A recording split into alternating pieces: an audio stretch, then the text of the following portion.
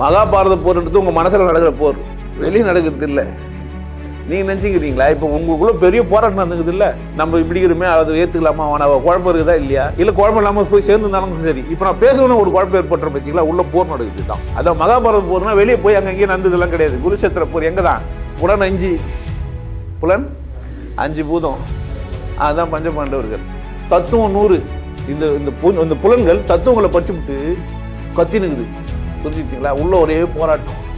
அப்போ உங்களுக்கு இது வழிநடத்துறது யார் ஓனா? கிருஷ்ணன் ஓணும். இங்கே வந்தால் கிருஷ்ணனை காட்டி கொடுத்துருவோம்.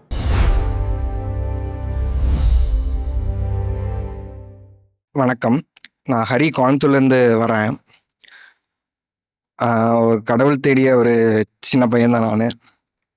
சின்ன வயசுலேருந்தே அப்பா ஓஷோ புக்ஸ் எல்லாம் படிப்பார். அதுலேருந்து அப்படியே கூட படிக்க ஆரம்பிச்சது. இந்த ஞானம் அப்படிங்கிற சொல் மட்டும் என்கிட்ட ஒட்டிக்கிச்சு. எங்கெங்கேயோ தேடுறேன். ஸ்கூலில் ஒரு வான யோகான்னு சொல்லி கீழேருந்து மேலே ஏற்றி விட்றாங்க. உபாசனைன்னு சொல்லிட்டு கோயிலாக அலையிறேன். எல்லா இடத்துலையும் எங்கேயும் திருப்தி அடையலை. அது என்னாலும் சொல்ல முடியாது. நிறைய பேர் எத்தனையோ இடத்துல மாட்டிகிட்டு இருக்காங்க. இறைவனுடைய அருள்னு தான் சொல்லணும். அது இந்த வெயில் சகித்ரா புழுப்போல் அப்படின்னு சொல்லுவாங்க கைவழி நவநீதத்தில். அந்த மாதிரி ஞானத்தை தேடி கடைசியாக நான் வந்த இடம் இதுதான்.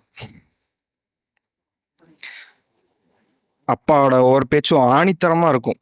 முதல் சில வீடியோக்கள் வாசி யோகம்ட்டு, யோகங்கிறது ஒன்று தான், அது என்ன வாசி யோகம் அப்படின்னு கேட்டிருப்பாரு. அதில் லிங்கம், வாசி, மெய்ப்பொருள் தெரியாத ஒரு மனிதன் ஞானம் அடைய முடியாதுன்னு ஆணித்தரமான ஒரு விஷயம். அதை பார்த்தோன்னையும் நிச்சயமாக இந்த உபதேசத்தை நம்ம வாங்கணும் அப்படின்னு சொல்லி உடனடியாக கொரோனா காலத்தில் உபதேசம் வாங்கினேன். பயிற்சி பண்ணிகிட்டே வந்தாலும் இந்த சமூகத்தில் ஊடாடும்போது எனக்கு எப்படி மற்றவங்ககிட்ட எப்படி பழகிறது, எப்படி மற்றவங்கள பார்க்குறது, அந்த சமூக பொறுப்பு என்ன, நம்மளுடைய பணி என்ன. ஒரு சிலர்கிட்ட பேசும்போது கூட நம்ம ஒரு ஆங்கிளில் பேசினா அவங்க ஒரு தப்பாக புரிஞ்சுக்கிறாங்க. என்னுடைய நிலைப்பாடு, என்னோட செயல்பாடு எப்படி இருக்கணும் அப்படிங்கிற ஒரு விஷயம். 2வது, என் மேலே நான் நிர்வாகம் எப்படி செய்கிறது அப்படிங்கிறது பல இடத்துல தவற விடுறதா நான் பார்க்குறேன். நேர நிர்வாகமாகட்டும், சுய ஒழுக்கமாகட்டும், பல இடத்துல தவற விடுறதான் நினைக்கிறேன். ஐயா என்ன சொல்கிறாருன்னா, சரி 40 நாள் நீ வந்தா உன்னை ப்ரில்லியண்ட்டாக ஆக்குறேன். என் இடத்துல தனிப்பட்ட முறையில் நீ என்னென்ன உன்னுடைய செயல்களில் எந்த இடத்துல தப்பு பண்ணுற அப்படின்னு நேரடியாக சொல்கிறேன் அப்படின்னு சொல்கிறதுனால, சரி தனிப்பட்ட முறையில் அப்பாட்ட பேசி எந்த இடத்துல தவறு இருக்கோ அது எல்லாத்தையும் சரி செஞ்சுக்கலாம் அப்படிங்கிற ஒரு நோக்கத்தோடு வந்திருக்கேன். நிச்சயமாக 40 நாள் கழித்து ஒரு ஹீரோவாக வெளியே போவேன் அப்படிங்கிற நம்பிக்கை இருக்குது. நன்றி, வணக்கம். என் பேர் ஹரிஹரகுமரன். நான் கோயம்புத்தூர்லேருந்து வரேன். எனக்காக 40 நாட்கள் கிளாஸ் அட்டன் பண்ணுறதுக்காக வந்திருக்கேன். நான் 2020 ஐயாவை சந்தித்து உபதேசம் வாங்கினேன். வாழ்க்கையில் வாழ்ந்துகிட்டே வரோம், பயிற்சி தினமும் பண்ணுறேன். இருந்தாலும் அன்றாட வாழ்க்கையில் சமூகத்தோட புழங்கும்போது எப்படி பழகணும், மற்றவங்கள்ட்ட எப்படி பேசணும், நடைமுறை சிக்கல்கள், உறவு சிக்கல்கள், இந்த மாதிரி நிறையா ஃபேஸ் பண்ண வேண்டியிருக்கு. இதெல்லாம் சந்திக்கும்போது என்கிட்ட என்ன பிரச்சனை இருக்குது, என்னோட புரிதல் சரியாக தான் இருக்குதா, அந்த சமூகத்தோட ஊடாடும் போது அதை சரியாக தான் நான் வெளிப்படுத்துகிறேன்னா அப்படிங்கிற சந்தேகம் எனக்கு நிறைய இருந்தது. அப்படி இருக்கும்போது ஐயா இந்த மாதிரி ஒரு கோர்ஸ் நடத்தும்போது என்கிட்ட எப்படி உனக்கான வாழ்க்கையை நீ வளப்படுத்திக்கணும், எப்படி சமூகத்தோட ஊடாடணும் அப்படிங்கிறது ஒரு 5 வாழ்வியல் வகுப்பாக நடத்தி அதை சொல்லித்தராரு. அது முதல்ல ஆனந்த வாழ்வு, எப்படி சந்தோஷமாக வாழணும் அப்படிங்கிறத முதல்ல சொல்லி தந்துடுறாரு. 2வது நிமிர்ந்து நிற்கிறது.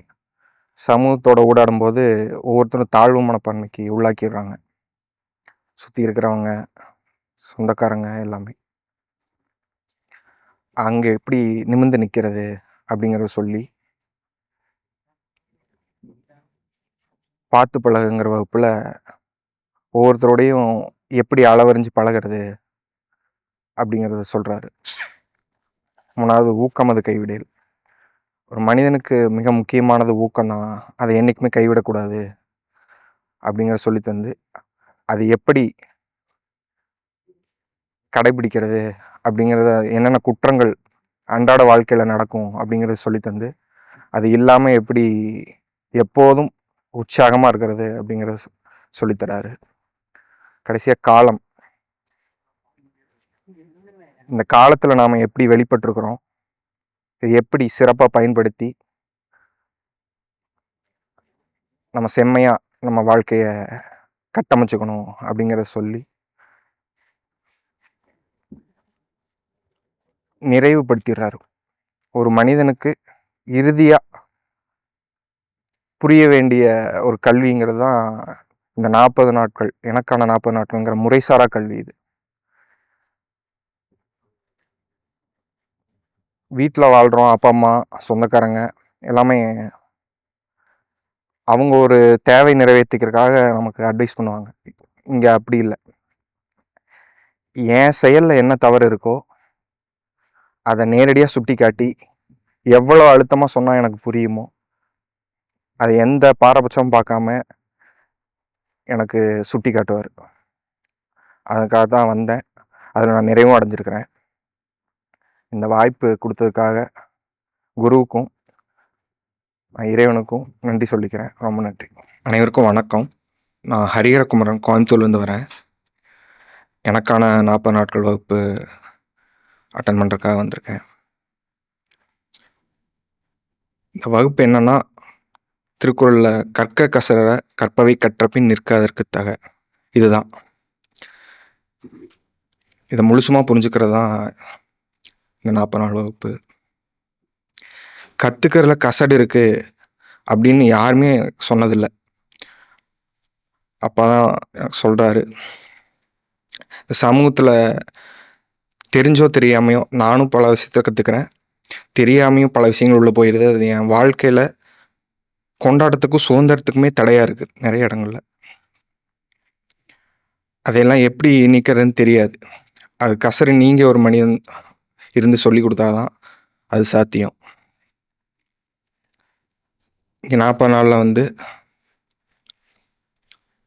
நான் தனிப்பட்ட முறையில் ஒரு ரூம் வசதி செஞ்சு கொடுத்து, தனியாக நிறைவான சாப்பாடு போட்டு, என்னை தனிப்பட்ட முறையில் கண்காணித்து, நான் எந்தெந்த இடத்துல சிக்கியிருக்கேன், எந்த இடத்துல தவறு செய்கிறேன், என்னோட புரிதல் எந்த இடத்துல தவறாக இருக்குது அப்படின்னு சுட்டி காட்டி, அதை நீ எடுத்துட்டா சிறப்பாக வாழலாம் அப்படின்னு சொல்லி கொடுத்தாரு அப்பா. ஏன் ஆனந்தமாக இல்லை அப்படிங்கிற காரணங்கள் சொல்லி, என்னவெல்லாம் செஞ்சால் எப்படி இருந்தால் சந்தோஷமாக வாழலாம், இந்த வாழ்நாள் முழுமைக்கும் கொண்டாடிட்டு போகலாம் அப்படிங்கிறத சொல்லி, இந்த சமூகத்தில் கூனி குறுகி ஏன் வாழ்கிறேன் அதுக்கான காரணங்களை சொல்லி, நிமிர்ந்து நிற்கிறதுக்கான விஷயங்களை சொல்லி என்னை நிமிர்த்தி,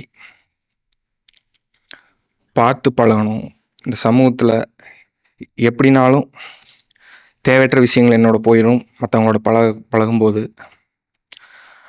அதனால் எப்படி கவனமாக இருந்து ஒவ்வொருத்தவங்களோடய பழகணும், ஒவ்வொரு பொருளோடையும் பழகணும் அப்படிங்கிறத சொல்லி கொடுத்து, ஊக்கமாக எப்படி இருக்கிறது, ஊக்கம்தான் சொத்து அப்படின்னு புரிய வச்சு, எப்பவுமே ஊக்கமாக இருக்கிறவன் தோல்வி சந்திக்கிறதே இல்லை அப்படிங்கிறத உணர்த்தி, இறுதிய காலத்தை எப்படி பயன்படுத்தணும், அது எப்படி என்கிட்ட வசப்பட்டு இருக்குது, அதோட அற்புதங்கள்லாம் சொல்லி, என்னென்ன குற்றங்கள் நீ செய்கிற, அது செய்யாமல் இருந்தால் என்ன மாதிரி ஒரு உச்சத்தை நீ அடையலாம் அப்படிங்கிறத சொல்லி கொடுத்து, அதுபோக பணத்தை எப்படி சம்பாதிக்கிறது, வசதியாக இருக்கிறதுக்காக எப்படியெல்லாம் இருந்தால் பணத்தை தன்வசப்படுத்தலாம் அப்படிங்கிறது. ரெண்டாவது பேசும் கலையில் எப்படி ஒருத்தருக்கு ஒருத்தர் உதவிக்கலாம் அப்படிங்கிறத பேசி, காமத்தை எப்படி நிறைவாக அனுபவிக்கிறதுன்னு சொல்லி, இறுதியாக ஞானத்தோடு எப்படி வாழ்கிறது, இயல்புக்கு ஒரு மனிதன் எப்படி திரும்பணும் அப்படிங்கிறத சொல்லி கொடுத்து, ஒரு நிறைவான வகுப்பாக இதை அமைச்சு கொடுத்தாரு அப்பா. ஒவ்வொரு மனிதனும் ஒரு இறுதியாக புரிஞ்சுக்கணும் அப்படிங்கிற ஒரு விஷயம் இருக்குன்னா, இந்த 40 நாள் ஒன்றே போதும், முழுசுமாக வாழ்க்கையை கொண்டாடிட்டு போயிடலாம். இறைவன் தான் புரிதலை கொடுக்கணும். எல்லாரும் அதுக்காக வேண்டிக்கங்க. அந்த புரிதல் குரு மூலமாக தான் கிடைக்கும். அந்த வாய்ப்பும் குரு வச்சுருக்காரு. அதை நிச்சயமாக பயன்படுத்திக்கணும். அவர் வாழ்கிற காலத்தில் அதை பயன்படுத்தி எல்லாரும் சிறப்பாக வாழணும். இறைவன் தரும் புரிதல் குருவின் குரலாக எல்லார் நெஞ்சத்துலேயும் ஒலிக்கட்டும், என் நெஞ்சத்துலேயும் ஒலிக்கட்டும்.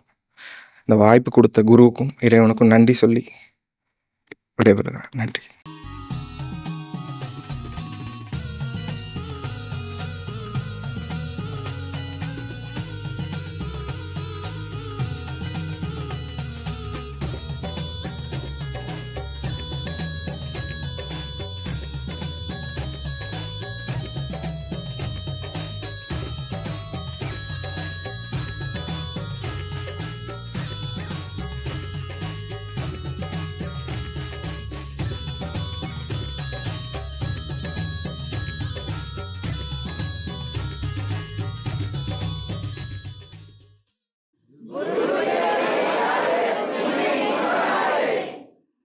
நல்லா இருங்க, சிறப்பாக இருங்க, கொண்டாட்டமாக இருங்க. உங்களை நீங்கள் மதிப்பு மிகுந்தவராக மாற்றுறது உங்கள் கையில் தான் இருக்குது. நல்லா இருங்க. நான் ஒரு வாய்ப்பு என்னை பயன்படுத்திக்கலாம். நல்லது.